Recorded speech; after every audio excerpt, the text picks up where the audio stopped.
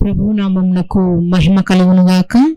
ప్రభువునందు ప్రియమైన వారలారా, దేవాది దేవుని యొక్క ఉచితమైన కృప చొప్పున ఈ రీతిగా దేవాది దేవుని యొక్క శ్రేష్టమైన మాటలను ధ్యానించుటకు ప్రభు అయిన యేసుక్రీస్తు వారు అనుగ్రహించిన శ్రేష్టమైన సమయాన్ని బట్టి నిండు మనసుతో దేవునికి కృతజ్ఞతలు చెల్లించుకుంటూ ఈ మాటలు వీక్షిస్తున్న మీకందరికీ ప్రభు అయిన యేసుక్రీస్తు నామంలో శుభాభివందనములు. ప్రియమైన వారలారా, బాగున్నారు కదండి? దినదినము నూతనమైన మాటలతో ఆత్మీయంగా బలపడుతున్నారని నేను విశ్వసిస్తున్నాను. అనేక మంది స్త్రీలను గురించి మాట్లాడుతున్నాము. అంత మాత్రమే కాకుండా ఒక హెచ్చరికతో కూడిన మాటలను కూడా మీకు తెలియచేస్తూ నన్ను నేను బలపరుచుకుంటూ ఆ బలాన్ని కూడా మీకు వాక్య రూపంలో అందిస్తూ మనమందరము మనలో ఉన్న లోపాలను వాక్యం ద్వారా సరిచేసుకుంటూ జ్ఞానంగా మన కుటుంబాలను కట్టుకుంటున్నాం కదండి. జ్ఞానంతో కుటుంబాలను కట్టుకున్నప్పుడు దేవుడు మన దగ్గర నివాసం చేస్తూ ఇంకా ఆత్మీయమైన మేలుతోనేమి కృపలతోనేమని మన కుటుంబాలను నింపేవారుగా ఉన్నారు. ఆ కృపను ఎవరు దూరం చేసుకోకుండా దేవునికి సమీపంగా జీవిస్తూ ఆయన సన్నిధానంలో మనం కనబడుతున్నట్లయితేనా ఇంకా దాచి ఉంచిన మేలులతో దేవుడు మనల్ని తృప్తిపరిచేవాడుగా ఉన్నాడు. మన సమయం గుర్తుంది కదండి. ప్రతిరోజు ఉదయం 8 గంటలకు, తిరిగి సాయంకాలం సమయంలో 5 గంటలకు. ఒకవేళ అనానుకూల సమయంలో టీవీలో వాక్యం చూడలేకపోయినట్లయితేనా యూట్యూబ్ ద్వారా కూడా వాక్యాన్ని వీక్షించగలరు. యూట్యూబ్ ద్వారా అంటే ఓ రూబెన్ పులివెందుల మా యూట్యూబ్ ఛానల్ అందరికీ తెలిసే ఉంటుంది. కాబట్టి ఇంకా తెలియని వారికి కూడా ఈ పరిచర్యను వారికి తెలియచేయండి. అనేకులకు దేవుని మాటలను వినిపించులాగున, దేవునికి సమీపంగా జీవించులాగున ప్రతి ఒక్కరూ ప్రయాసపడదాము. ఈ పరిచర్యను మీకు తెలిసిన వాళ్ళు ఎవరైనా కానీ, దేవుని బిడ్డలుగా దేవుని నమ్ముకున్న వారు, బలమైన విశ్వాసులు ఎవరైనా కానీ వారికి ఈ పరిచర్యను, ఈ వాక్యాన్ని వారికి పరిచయం చేయండి. ప్రతి ఒక్కరూ దేవుని మాటలు వింటున్నప్పుడు దేవునికి ఇంకా సమీపంగా ఉంటూ దేవుని నుంచి అనేకమైన మేలులు పొందుకునేవారు అన్నారు. మంచిది ప్రియమైన వాళ్ళరా, నేటి దినకాలము ఒక శ్రేష్టమైన మాటలు. ఈ మాటల ద్వారా మనలో ఏమన్నా లోపాలు ఉన్నాయేమో సరి చేసుకుందాం. ఒక స్త్రీ ఉంది. ఆ స్త్రీ తన స్వభావాన్ని బట్టి తన కుటుంబాన్ని ఏ దారిలోకి తెచ్చుకునిందో మనం గమనించవలసిన వారమే ఉన్నాం. ఆ స్త్రీ ఎవరంటే నేటి దినకాలం నేను ఏర్పాటు చేసుకున్న అంశభాగము, దేవుని సన్నిధానంలో ప్రార్థనా పూర్వకంగా రాసుకున్న అంశం ఏదనగా, యెజబెలు యొక్క స్వభావము మనము కలిగి ఉంటే ఏం జరుగుతుంది? ఏం జరుగుతుందండి? యెజబెలు అనగానే మనకు అర్థమైపోతుంది. అహంకారి కదా, గర్విష్టి, తన పంతాన్ని తను నెగ్గించుకోవడం. ఆ రీతిలో యెజబెలు స్వభావం మనలో ఏమన్నా ఉందేమో ఒకసారి సరి చూసుకుందాం. ఒకవేళ లేకపోతే మనం ధన్యులమే. ఎక్కడో ఒక మూలన దేవునికి నచ్చనిది ఏదన్నా ఉంటే దాన్ని తొలగించుకుందాం. వాక్యంలోనే మొదటిగా మనం చూసినట్లయితే ఈ యెజబెలు యొక్క స్వభావం ఎలా ఉందంట.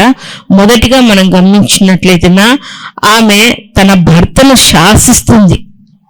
ఏమని శాసిస్తుంది? లేఖనాలు ఒకసారి చూద్దామండి. పరిశుద్ధ గ్రంథం నుండి పాత నిబంధన గ్రంథము, రాజులు మొదటి గ్రంథము 21వ అధ్యాయము 5వ వచనంలో ఉన్న దేవుని మాటలను చూద్దాం. 21వ అధ్యాయము 5వ వచనం. అంతటా అతని భార్య అయిన యెజబెలు వచ్చి నీవు మూతి ముడుచుకొనిన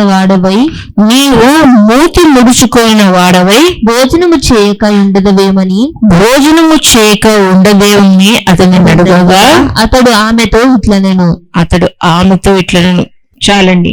ఇక్కడ భర్తను ఏమని మాట్లాడుతుంది? అది ఎట్లా చెప్తారేమో కానీ గట్టిగా మాట్లాడుతుంది.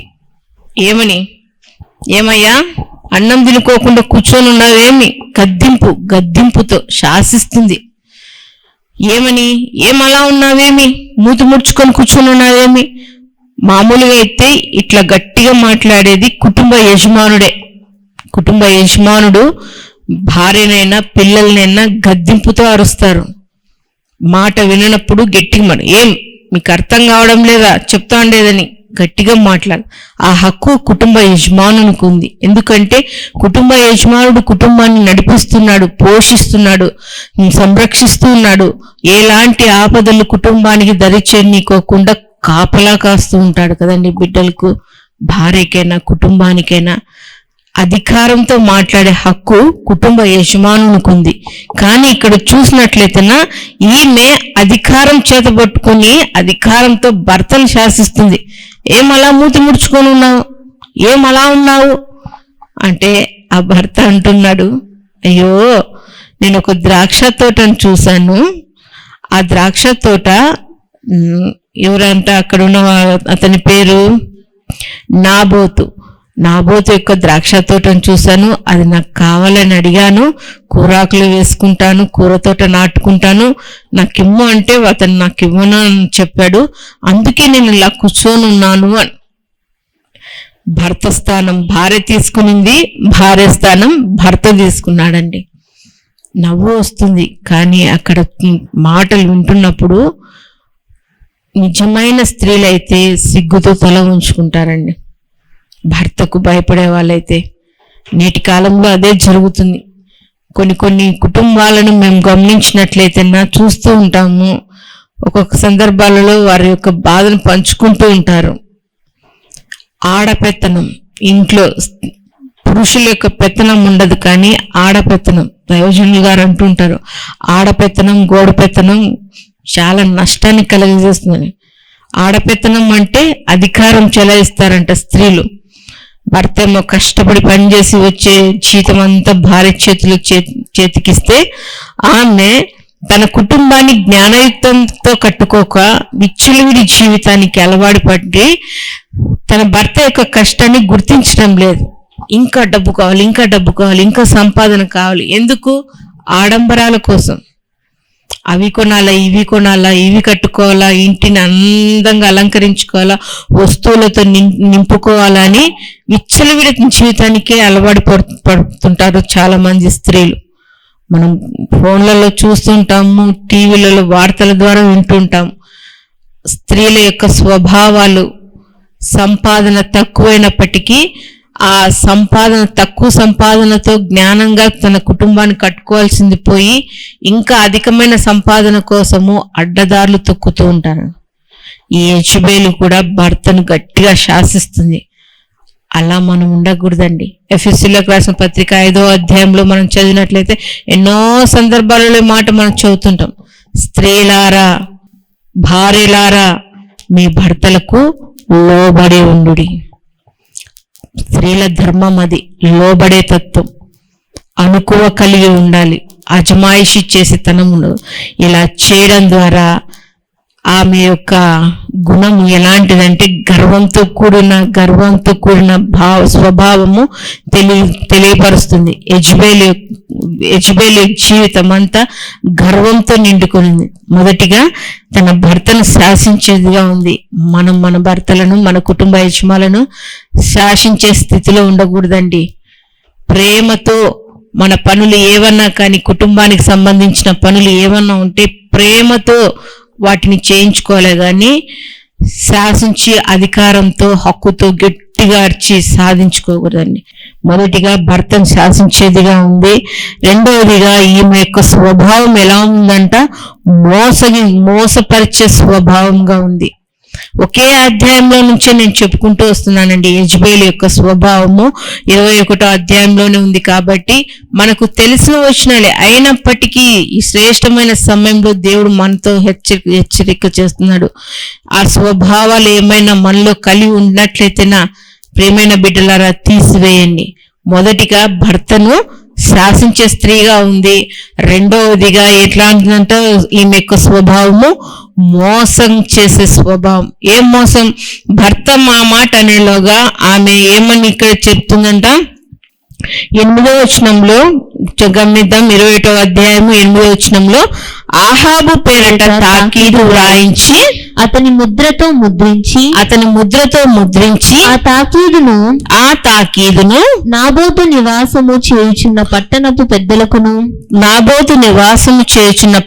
పెద్దలకును సామంతులకు పంపెను. ఆ తాకీదులు వ్రాయించినదేమనగా ఉపవాస దినము జరగవలెనని మీరు చాటించి నాబోతును జనుల ఎదుట నిలువబెట్టి నీవు దేవునిని రాజును దూషించుదువని అతని మీద సాక్ష్యము పలుకుటకు పలికి మాలిన ఇద్దరు మనుషులను సిద్ధపరచును. అంతే చాలండి. ఎట్లా మోసం చేసిందో చూడండి. ఆమె యొక్క స్వభావము మొదటిగా భర్తను శాసిస్తుంది, రెండోదిగా మోసగించే స్వభావము. ఆ ఊరికి వాళ్ళు రాజులుగా రాణుగా ఉన్నారు. వాళ్ళు పరిపాలిస్తున్న రాజ్యం అది. వారి యొక్క పరిపాలనలో చాలా మంది పేదలు ఉన్నారు.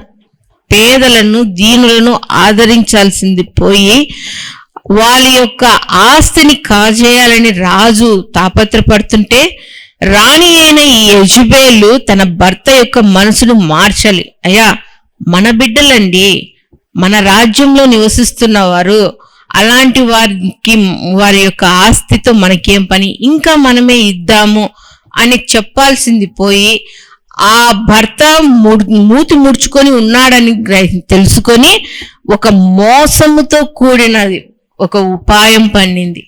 అక్కడ ఉపవాసం చేసే సమయం కాదు, ఏమీ లేదు. కానీ నాబోతుని ఎలాగైనా చంపించాలి, అతనిని పతనం చేయాలని మోసపూరితమైన ఆలోచనలు చేసి ఒక తాకీదు రాజు పేరిట చేసి అక్కడున్న అధికారులకు పెద్దలకు పంపించింది. ఉపవాస దినం ప్రకటించినాము, ఆ ఉపవాస దినంలో నాబోతు లేడు అని ఒక మోసం. నేటి దిన కాలంలో మోసాలు జరగడం లేదా? భర్తలను మోసగించే స్త్రీలు లేరా? మోసగించే భర్తలు లేరా? మోసగించే బిడ్డలు లేరా? ప్రియమైన వాళ్ళరా, దేవాది దేవుణ్ణే మోసగించే వాళ్ళు చాలా మంది ఉన్నారండి. పైకి భక్తిపరులుగా కనపడుతుంటారు, వైట్ లో ఉంటారు, అంతరంగం అంతా పాపంతో నిండిపోయింది. దేవుడు సమస్తం చూస్తూ ఉంటాడండి. కానీ ఆయన కరుణావాత్సల్యం గల దేవుడు కాబట్టి వీళ్ళు మారుతారని దీర్ఘశాంతం వహిస్తూ వచ్చినాడండి. మోసము ఎన్నాళ్ళు దాగవండి. అనుకోవచ్చు చాలా మంది, నా భర్తను నేను మోసం చేస్తున్నాను, ఆయన నన్ను కనుక్కోలేరులే అని చాలా మంది విచ్చలవిడిగా జీవిస్తూ ఉంటారు. ఒకానొక దినాన ఆ మోసం బట్టబయలయ్యేలోగా, ఆ మోసం బయటికి వచ్చేలోగా, తమ తప్పులు బయటికి తెలిసేలోగా సరి చేసుకోవాల్సింది పోయి ఆ మోసగించిన స్త్రీలైనా పురుషులైనా సొంతం తమ భర్తలనైనా భార్యలైనా చంపే స్థాయిలోకి వచ్చినారండి. ఇన్ని వార్తలు వినడం లేదండి. నాకైతే ఎప్పుడన్నా వార్తలు వింటున్నప్పుడు దైవజనులు గారు కూడా ఏదో కొన్ని మూసి వింటుంటాడు. ఎక్కడ చూసినా మోసంతో కూడిన వార్తలే ఉన్నాయండి. పసిబిడ్డలు మొదలుకొని పండు వృద్ధుల వరకు ఏదో ఒక అన్యాయం జరుగుతూనే ఉందండి. వివాహమైంది 2 నెలలే అయింది, 1 నెలే అయింది, సంవత్సరమే అయింది, నూతన జంట అంటారు. కానీ అనుమానంతో భర్తను మోసం చేయడంలో, భార్యను మోసం చేయడంలో, ఆత్మహత్య చేసుకోవడమో, హత్య చేయడమో, ఏదో ఒకటి ఇరువురికి మోసాలు జరుగుతుంది. ఎందుకండి? ఆది కాండంలోనే మనకు స్పష్టంగా కనబడుతుంది. ఆదాము హవ్వను ఎవరండి మోసపుచ్చిండేది? సాతాను. తేలికగా ఇది నిజమా అంటూ వచ్చింది సాతాను. హవ్వ జ్ఞానవంతురాలేంటే ఏమని చెప్పాలా? నువ్వు ఆది నుండి లేవు కదా, ఇప్పుడు మధ్యలో ఎందుకు వచ్చినావు, నువ్వు మా దగ్గరికి వెళ్ళిపో అని అనాల్సింది. అనలేదండి హవ్వ. అవునా అంట పోయి. అంతే, నేటి కాలంలో జరుగుతుంది కూడా అదే. ఇంతే విషయం తెలిసింటుంది, దాన్ని కథలు అల్లి ఇంత బారెడు చేసి పెట్టింటారండి. దాంట్లో వాస్తవాలు ఏమీ ఉండవు, కల్పితాలే ఎక్కువ ఉంటాయి. దానికి చెవులు దురదచెవులు కరిగి ఇంకా ఏమి నాలో ఇంకా ఏమింటామో ఇంకా ఏం చెప్తారో అని దానికోసం ప్రాకులాడుతుంటారు. మోసంతో కూడిన మాటలకు ఎంతగానో పరిగెడుతున్నారు. ఈ యెజబెలు కూడా మోసం చేయడంలో నెంబర్ 1గా ఉందండి. మొదటిగా భర్తను శాసించేదిగా ఉంది, రెండోదిగా మోసగించే స్వభావంగా ఉంది, మూడోదిగా మనం చూస్తున్నట్లయితే భక్తి గల వారిని తప్పుగా నిందిస్తుంది. భక్తి గల వారిని, ఎవరు ఆ భక్తి? ఏలియా గారు ఉన్నారు కదండి, దేవుని కోసం పౌరుషంగా నిలబడిన వ్యక్తి. మీరెన్నాళ్ళయ్యా 2 తలంపుల మీద ఉంటారు, 2 పరువుల మీద కాలు వేసుకొని ఉంటారు. దేవుడైతే దేవుని పక్షాన ఉండండి, విగ్రహాలైతే విగ్రహాల పక్షాన ఉండండి. ఒకసారి దేవుడు మేలు చేస్తే దేవుడు అంటారు, మేలు చేయకపోతే విగ్రహాలు బలి అంటారు అని ఆవేశంతో అక్కడున్న అబద్ధ బోధకులందరినీ సంహరించేస్తున్నాడండి. అంత పౌరుషం గల వారిని, అంత పౌరుషం గల దైవసేవకుల ప్రవక్తను చంపడానికి వెనుకాడలేదండి యెజబెలు. భక్తి గల వారిని తప్పుగా నిందిస్తుంది. ఇక్కడ కూడా నాబోతును కూడా నిందించింది. భక్తి గలవాడే, దేవుని దగ్గర దేవుని యందు భయభక్తులు గలవాడే నిందిస్తుంది. మేము ఉపవాస దినాన్ని ప్రకటించినాము, కానీ నాబోతు రాలేదు, దేవుణ్ణి గణపరచలేదు, దేవుని సన్నిధానంలో మోకరించలేదు, దేవునితో మాట్లాడలేదు అని అబద్ధపు సాక్ష్యాలు చెప్పిస్తుందండి పనికి మాలిన వారితో, ఇద్దరితో. నీ భక్తి జీవితంలో ఎవరైనా నిన్ను నిందిస్తుంటే వారిని దేవునికి అప్పగించి, ఎన్నో నిందలు, ఎన్నో అవమానాలు, వీటి గుండా మా పరిచర్య సాగిపోతూ ఉందని. నిందిస్తున్నారు, అవమానిస్తున్నారు, హీనమైన మాటలు మాట్లాడుతున్నారని వెనక చూపు చూడలేదనండి. మా విశ్వాసకర్త అయిన దేవుని వైపు ముందుకు చూస్తూ ముందుకు కొనసాగుతున్నాం. పౌలు గారు అదే అంటారు కదా, నా పరుగు ముందుకే సాగుతుంది, వెనక్కు చూడడం లేదు. ఎందుకు? ఆ శ్రేష్టమైన జీవ కిరీటాన్ని పొందుకోవడానికి, దేవుడు ఇచ్చే శ్రేష్టమైన బహుమానాన్ని పొందుకోవడానికి నా కడపరు ముట్టించి తిని అంటే, ఆయన వెళ్తున్న ప్రతి పరిచర్లలో, సువార్త ప్రకటిస్తున్న విషయంలో, సంఘాలకు హెచ్చరికలు చేస్తున్న విషయంలో పౌలు గారికి వచ్చినన్ని శ్రమలు ఎవరికీ రాలేదండి. అంత భక్తి. ఒకప్పుడు దేవుని బిడ్డలను హింసించిన వాడు, వారిని దూషించిన వారిని అడ్డంగా ఇది చేసిన వాడు. అలాంటి పౌలు దేవుడు దర్శనం ద్వారా అతనిని ఎన్నుకొని బలమైన సాధకంగా నిలబెట్టినప్పుడు ఎన్నో తను చేసిన వాటికంటే 2 హింసలు, ఎన్నో అవమానాలు, ఎన్నో బాధలు పడుతున్నప్పటికీ ఆ నామాన్ని చేత పట్టుకొని ముందుకు సాగుతూనే వచ్చినాడండి. నువ్వు భక్తి గలగా జీవిస్తున్నప్పుడు, దైవభక్తి గలిగా జీవిస్తున్నప్పుడు, నీ విశ్వాసాన్ని నువ్వు కొనసాగిస్తున్నప్పుడు నీ కుటుంబ సభ్యులే నిన్ను నిందించేవారుగా ఉన్నారు. నిందిస్తుంటారండి. అబ్బా ప్రతిదానికి ప్రార్థన అంటారబ్బా, ప్రతిదానికి దేవుడు అంటారండి. ఏం చేస్తున్నాడు ఇలా దేవుడని నీ హృదయాన్ని గాయపరిచేటట్లు నిందిస్తుంటారు. కానీ వాటి యందు నీ మనసు పెట్టద్దు. నిందించే వాళ్ళు నిందిస్తూ అధపాదానికే వెళ్ళిపోతారే. కానీ నువ్వు దేవుని నామాన్ని చేత పట్టుకొని ఎన్ని అవమానాలైనా, ఎన్ని హింసలైనా, ఎన్ని ఉపద్రవాలైనా, ఏ కఠినమైన సమస్యలు ఏవైనా రానిండి, ఆ నామాన్ని నువ్వు చేత పట్టుకొని ముందుకు సాగుతున్నప్పుడు యోబు గారు అంటున్నారు కదా, మొదట నీ స్థితి కొద్దిగా ఉన్నా తుదకు మహాభివృద్ధిగా ఉంటావు అని చెప్పిన రీతిగా నీ స్థితి కొద్దిగా ఉన్నప్పటికీ నువ్వు దేవుని నామాన్ని గట్టిగా, దేవునిలో నువ్వు బలంగా ఉన్నప్పుడు నిందించేవారు నువ్వు చూస్తుండగానే అణిగిపోతూ ఉంటారు. నువ్వు లేవనెత్తబడతావు, ఉన్నతమైన స్థితిలో దేవుడు నిలబడతాడు. ఆ విషయాన్ని గ్రహించలేక ఈ యెజబెలు తన స్వభావాన్ని మార్చుకోలేక దేవుని బిడ్డలను నిందించేదిగా ఉంది. అలాగే మనం చూసుకుంటూ ఉంటే ఆమె దేవునికి కృతజ్ఞత లేనిదిగా కనపడుతుంది. మనం గమనించినట్లయితే ఆహాబును వివాహం చేసుకోవడానికి ఈమె ఒక అన్యురాలు, అన్య దేవతలను పూజించే విగ్రహారాధికురాలు ఈ యెజబెలు. అలాంటి విగ్రహారాధికురాలైన ఈమెను ఆహాబు వివాహం చేసుకున్నాడు. ఆహాబు దేవుని బిడ్డ. ఇశ్రాయేల్ జనాంగంలో నుండి వచ్చిన వాడు, దేవుణ్ణి నమ్ముకున్నవాడు, దేవుణ్ణి ఆరాధించేవాడు. ఈ అన్య దేవతలను పూజించే ఈమె దేవుని సంఘమైన దేవుణ్ణి ఆరాధించే కుటుంబంలోనికి వచ్చినప్పుడు ఆమె ఎలా ఉండాలి? దేవునికి కృతజ్ఞత కలిగి ఉండాలి. ఉందా? లేదండి. తను ఏ స్వభావంతో, ఏ మనసుతో ఉండి వచ్చిందో అదే మనసు తన అత్తవారింట్లో కూడా కొనసాగిస్తూ వచ్చింది. అంటే తను పుట్టినింట్లో విగ్రహాలను ఆరాధిస్తూ వచ్చింది.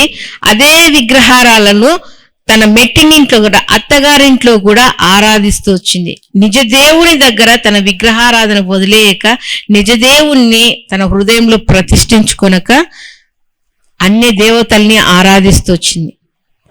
చాలా మంది మేము ఒకప్పుడు అన్యులుగా ఉన్నామండి, విశ్వాసుల కుటుంబానికి వచ్చినాము, వీళ్ళు ప్రార్థనా జీవితం కలిగిన వారు, వీళ్ళ ఇంట్లో మా బిడ్డ ఉంది, మంచిగా జీవిస్తుంది అనుకుంటారు.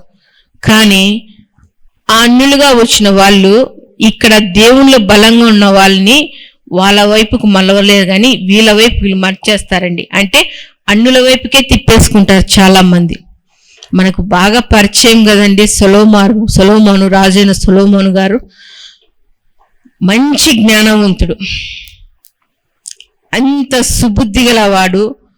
దేవుని ప్రార్థించగా దేవుడు ఏమి కావాలన్నప్పుడు, నీ జనులను పరిపాలించుటకు నాకు బుద్ధి జ్ఞానం ఈనైనా అన్నప్పుడు, బుద్ధి జ్ఞానంతో పాటు ఘనత, ఐశ్వర్యము, సకలం సమృద్ధిగా దేవుడు అనుగ్రహించినాడు. అంత జ్ఞానవంతుడు, అన్ని సామెతలు రాసినాడు, రాజ్యాన్ని అంత జ్ఞానయుక్తంగా పరిపాలించినాడు. తన రాజ్యంలో యుద్ధంలే లేకోకుండా నెమ్మదితో రాజ్యాన్ని పరిపాలించిన సొలొమోను మహారాజు, ఆయనకు అన్య స్త్రీలు చాలా మందిని వివాహం చేసుకున్నాడు. అలాంటి వివాహం చేసుకున్న వాళ్ళలో చాలా మంది అన్య స్త్రీలు ఉన్నారు. అంటే విగ్రహాలను ఆరాధించే వాళ్ళను వివాహం చేసుకోవడం ద్వారా దేవునిలో బలంగా ఉన్న వ్యక్తి ఒక్క క్షణంలో వాళ్ళ వైపుకు మరలినాడండి. అంటే భార్యల తట్టు మళ్ళేలోగా తన ప్రార్థనా జీవితం, తన విశ్వాసాన్ని, దేవునితో గడిపే సమయాన్ని, దేవునికి ఇచ్చే ప్రాధాన్యతను అవన్నీ విస్మరించేసినాడంటే అన్యుల వైపుకు. ఆహాబు కూడా తన కుటుంబానికి వచ్చిన యెజబెలును దేవుని పరిచయం చేసి, దేవుని యొక్క ధర్మశాస్త్రాలను గురించి తెలియచేయక, దేవుడు చేసిన కార్యాలు ఏవి ఆమెకు చెప్పక, ఆమెను తన వైపుకు తిప్పుకోలేక ఆమె వైపుకు మళ్ళీపోయినాడండి. 21వ అధ్యాయం మొత్తం చదివితే ఆహాబు డమ్మి అనేది మనకు అర్థమవుతుంది. రబ్బర్ స్టాంపు యెజబెలే. అలా ఉండకండి కుటుంబంలో స్త్రీలు. మన ప్రాధాన్యత మనకుంది, కుటుంబాన్ని కట్టుకోవడం. బిడ్డలు త్రోవ తప్పిపోతుంటే హెచ్చరికలు చేసి వారికి దేవుని మాటలు బోధించవలసిన బాధ్యత తల్లిదండ్రులుగా మనకుంది, తల్లిగా ఎక్కువగా ఉంది. వాళ్ళు వినలేదా? నీ మాట పట్టించుకోలేదా? కన్న తండ్రి దగ్గరికి వచ్చి మోకరించి ప్రార్థించి, నైనా నేను చక్కగా చెప్తున్నాను నా బిడ్డలకు, వారు పెడచెవును పెడుతున్నారు, అర్థం చేసుకోలేకున్నారు అన్నప్పుడు దేవుడు వాళ్ళ హృదయాలను తిప్పేవాడుగా ఉన్నాడండి. అలా కాకోకుండా పోనీలే నా మాట వినలేదు, ఇష్టానుసారంగా జీవించని, ఎట్లాంటి అలా బ్రతకని అంటే, ఇదిగో యెజబెలు యొక్క స్వభావాలు కలిగి ఉండి దేవునికి కృతజ్ఞత లేని జీవితాలు జీవించేవారుగా ఉన్నారు. ప్రేమైన వాళ్ళరా, ఈ స్వభావాలు మనం ఏమైనా కలిగి ఉన్నామేమో. ఇంకా చాలా ఉన్నాయండి. మొదటిగా భర్తను శాసించేదిగా ఉంది. అంత మాత్రమే కాకుండా మోసగించే స్వభావం కలిగి ఉంది. భక్తి గల వారిని బాధించేదిగా, తప్పుగా నిందలు వేసేదిగా ఉంది. అంత మాత్రమే కాకుండా దేవునికి కృతజ్ఞత లేనిదిగా జీవించింది. నేరాన్ని అంగీకరించడానికి కూడా నిరాకరించింది. నాబోతును చెప్పింది, నాబోతు మీద లేనిపోని నిందలు వేసింది, నాబోతును చంపేటట్లు చేసేసింది. తను నాబోతును చంపించినా గాని ఆ నింద ఆమె స్వీకరించలేదు. నేనేం చేయలేదు, నేను ఎలాంటి నేరం చేయలేదు అనే స్వభావం కలిగి ఉంది. అంత మాత్రమే కాకుండా మతపరమైనదిగా చెప్పుకుంటుంది. అంటే నేను ఆరాధించే నా విగ్రహాలే, నా అన్య దేవతలే, నా బయలు దేవతలే గొప్ప, కానీ మీ దేవుడు గొప్ప కాదు అని తన మతాన్ని గొప్పగా చేసుకునింది. అలా చేసుకోవడం ద్వారానే అంతమంది అబద్ధ బోధకులు బయలుదేరినారండి. దేవుని పక్షాన నిలవబడకోకుండా బయలు పక్షాన నిలబడిన వారందరినీ ప్రవక్త గారు హతము చేసినారండి. ఒకవేళ నువ్వు అన్యుల కుటుంబంలో నుంచి ఇదిగో నిజ రక్షకుడైన దేవుని యొక్క కుటుంబానికి వచ్చి ఉన్నావేమో, నీ అన్య స్వభావాలన్నీ వదిలిపెట్టు. పేతురు రాసిన మొదటి పత్రికలో 4వ అధ్యాయంలో ఉన్నాయి కదా, ఆ 4వ అధ్యాయం చివరి వచనాల కానుంచి చదువుతున్నప్పుడు అన్య స్వభావాలు ఇక చాలు, గడిచిన కాలమే చాలు అంటారండి. అంటే గడిచిన నీ వివాహం కానంత వరకు నువ్వు ఎన్ని పాటలు పడ్డావో, ఎన్ని తిరుగులు తిరిగావో, ఏ ఏ దేవతల్ని ఏ ఏ విగ్రహాలను ఆరాధించావో ఇక అన్ని చాలు. నిజ రక్షకుని వైపుకు నువ్వు మళ్ళినప్పుడు ఆ స్వభావాలు మళ్ళీ నీకు రాకూడదు. నువ్వు దేవునిలో ఉన్నావా? దేవునిలోను. లోకంలో నుంచే కదా నువ్వు వేరే వచ్చిండేది. బాప్తిసం తీసుకునింది లోకంకి నాకు సంబంధం లేదు, లోకాశలు నాకొద్దు, లోకపరమైన ఆలోచనలు నాకొద్దు, నీలోనే నేను అంటుకట్టబడి జీవిస్తాను, నీ బిడ్డగా ఉంటాను అని మాట ఇచ్చి నువ్వు దేవుని సన్నిధానంలో నీ పాపరోత జీవితం అంతా వదిలిపెట్టి నూతన స్వభావాన్ని, నూతన హృదయాన్ని నువ్వు పొందుకున్నప్పుడు మళ్ళీ నీకు పాత స్వభావంతో ఏమవసరం? గతించిన కాలం ఇంకా చాలు, వదిలేయాల. వాటిని వదిలేసి నూతనంగా దేవునిలో పయనించాలి. యెజబేలు దేవుని గృహానికి వచ్చింది కానీ, దేవుని సన్నిధానానికి వచ్చింది కానీ ఆమె పాత స్వభావాన్ని విడిచిపెట్టలేదు.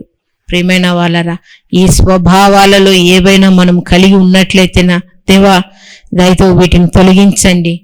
నిజ రక్షకుడైన దేవుణ్ణి మిమ్మల్ని మేము ఆరాధిస్తున్నాము, మా అంతరంగాన్ని శుద్ధీకరించండి, నూతన స్వభావంతో మిమ్మల్ని ఆరాధించే భాగ్యాన్ని మాకందరికి అనుగ్రహించండి తండ్రి అని ప్రార్థన చేసుకున్నాం. మహాపరిశుద్ధుడు అయిన ప్రియమైన పరలోకపు తండ్రి, నీ గొప్ప నామమునకు స్తోత్రములు దేవా. నీ కృపలో తండ్రి మీ శ్రేష్టమైన మాటలను ధ్యానించుటకు తండ్రి మీరు సహాయం చేస్తున్నారు నాయన. యెజబేలు యొక్క స్వభావం ఏవైనా మాలో కలిగి ఉన్నట్లయితే తండ్రి దయతో తొలగించండి నాయన. మేము ఎల్లప్పుడూ తండ్రి మా కుటుంబ యజమానులకు లోబడి జీవించుటకు, అంత మాత్రమే కాకుండా తండ్రి మిమ్మల్ని కలిగి జీవిస్తున్నప్పుడు తండ్రి ప్రతి విషయం ముందు కృతజ్ఞతాస్తుతులు చెల్లించుకునే భాగ్యము, నీకు కృతజ్ఞత కలిగి జీవించే ధన్యతను తండ్రి మాకందరికీ అనుగ్రహించమని వేడుకుంటున్నాం నాయన. అవును తండ్రి, నశించిపోవలసిన మమ్మల్ని వెదకి రక్షించి తండ్రి లోకంలో నుండి తండ్రి మమ్మల్ని ఏర్పరిచి తండ్రి నాయన మీ బిడ్డలుగా మీ రాజ్యపు వారసులుగా తండ్రి మమ్మల్ని ఎన్నుకున్నందుకు స్తోత్రము నాయన. మీరు ఇచ్చిన గొప్ప రక్షణ వస్త్రాన్ని మేము పొందుకొని తండ్రి సాక్ష్యము కలిగి జీవించుటకు తండ్రి సహాయం చేయమని ప్రార్థిస్తున్నాం. లోకాశలతో లోబడక, లోకాశలలో ఊగిపోక గడిచిన కాలం చాలు అని మీకు సెలవిచ్చిన రీతిగా తండ్రి గడిచిన కాలాన్ని అంతటిని విడిచిపెట్టి తండ్రి నూతనంగా మీలో జీవించుటకు తండ్రి సహాయం చేయమని ప్రార్థిస్తున్నాం. ఎందరైతే మీ మాటలు వింటున్నారో తండ్రి ప్రతి ఒక్కరిని మీరు దర్శించండి, చక్కని స్వభావం కలిగి జీవించుటకు తండ్రి కృప చూపించమని వేడుకుంటూ మమ్మల్ని మేము తగ్గించుకుంటూ మీ గొప్ప నామమును హెచ్చిస్తూ మాకు రక్షకుడు ప్రాణ విమోచకుడు ఆయన నజరేయుడైన యేసుక్రీస్తు నామంలో ప్రార్థించి వేడుకొంచున్నాము తండ్రి, ఆమేన్. మా చిరునామా దైవజనుడు బ్రదర్ ఓ రూబేన్ గారు, క్రీస్తు ప్రార్థనా మందిరం, డోర్ నెంబర్ 1-10-386, నగరిగుట్ట, పులివెందుల, కడప జిల్లా. మీ ప్రార్థన అవసరాల కొరకై సెల్ నంబర్ 9989067409.